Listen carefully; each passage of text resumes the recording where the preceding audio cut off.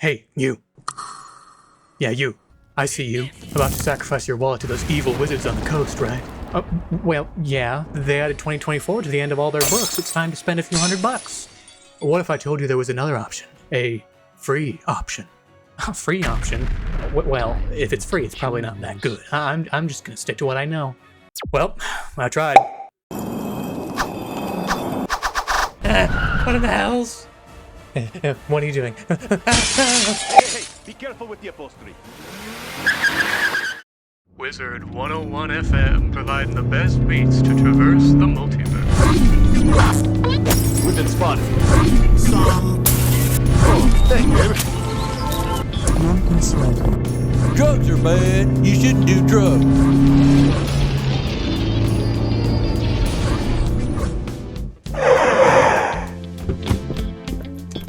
You can't be serious. I refuse to go another step. No! No! No! Get off me! Get off! Get off! Stop it, please! I beg you! It's a sin! It's a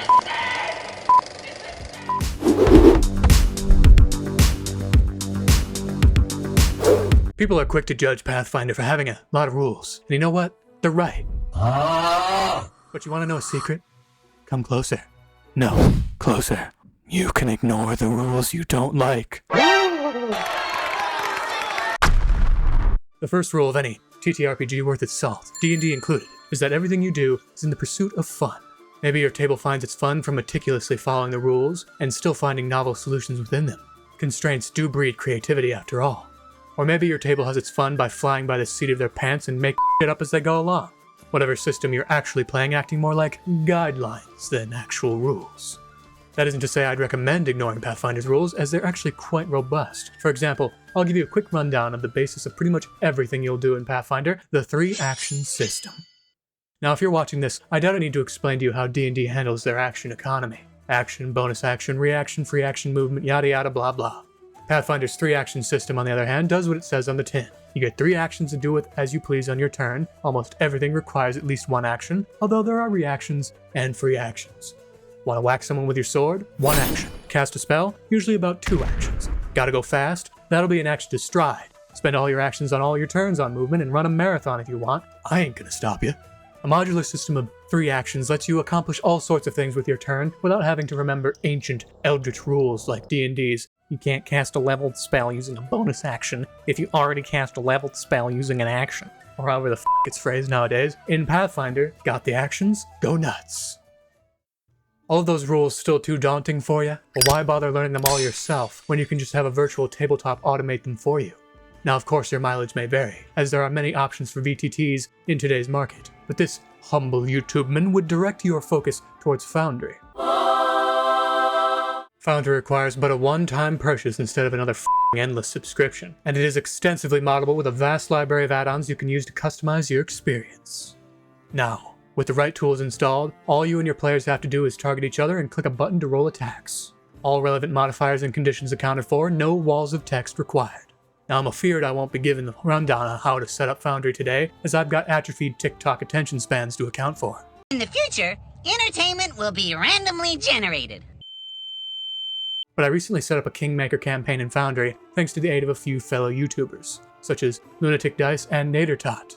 Can't recommend them enough if you want to get the lowdown on Foundry and the best modules to install. Beyond your VTT, how might we be managing character creation, you may ask? Well, Foundry can handle this as well, although I would direct you and your players elsewhere for this task. Pathbuilder is essentially your equivalent to D&D Beyond. Here you'll find all the length and breadth of customization available to you while you're designing your dream RPG hero.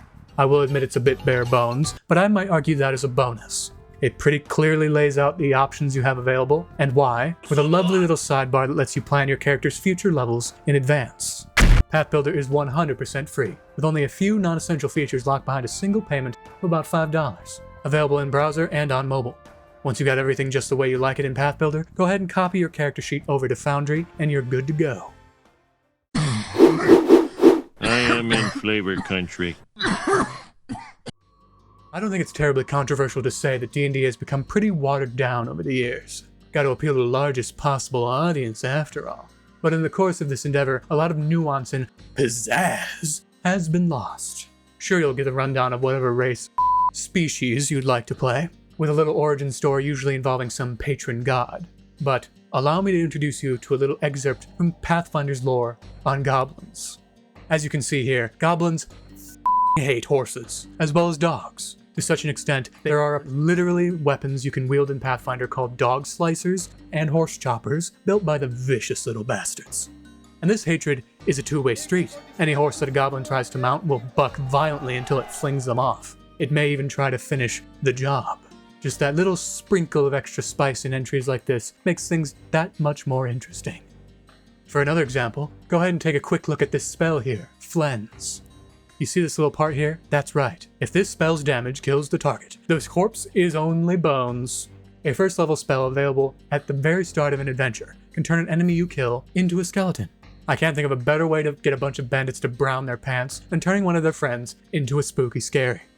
You'll find if you dive into the extensive material Pathfinder has available, there are a plethora of these little fun bits crafted with love by the Paizo team.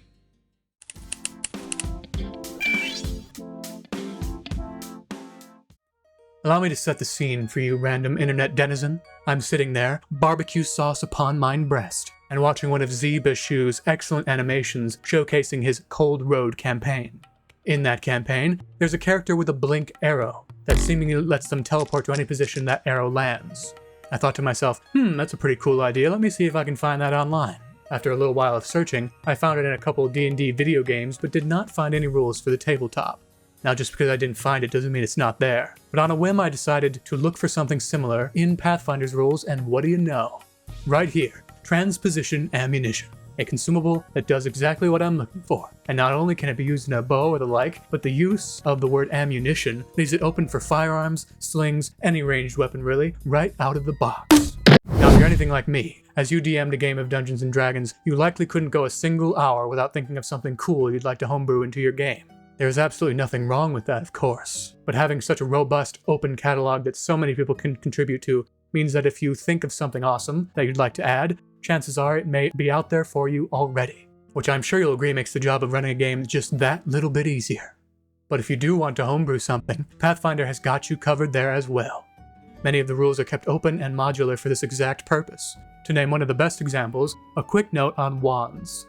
There are unique wands, of course, but there's also simply Magic Wand, a quick and dirty item that holds a single casting of a spell that can be used once per day.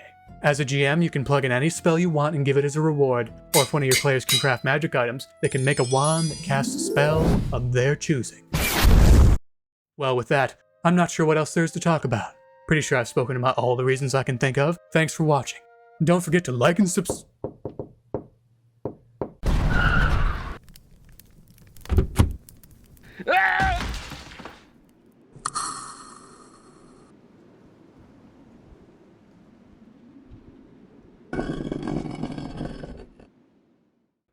Free. You see this beautiful website? This here is the Archives of Nethys. Fittingly named after Pathfinder's god of magic and knowledge, this website serves as a public repository for all, say it along with me now, all of Pathfinder's rules. You want to read the player core? Go right ahead. Looking into running a game yourself? Well, go right ahead and read the GM core then. Not a soul is going to stop you. That isn't to say that everything in regards to Pathfinder is free. If you want to get yourself one of their pre-made adventure paths, it will still run you a pretty penny. But every single class, spell, item, as well as all the rules you'll need to piece them together can be found at no charge on the archives. If all of these reasons I've listed are enough to get you interested in playing, or at least giving the rules a once-over, they are free after all, then I'm not quite sure what will. And I hope you enjoy D&D or whatever system you prefer to your heart's content. For real this time though, thank you for watching. Please consider liking and subscribing on other YouTube BS if you'd be so kind. And if you liked what you saw here today, I might be available to edit for you. Details are on screen now, but regardless, have yourself a fantastical rest of your day. Mwah!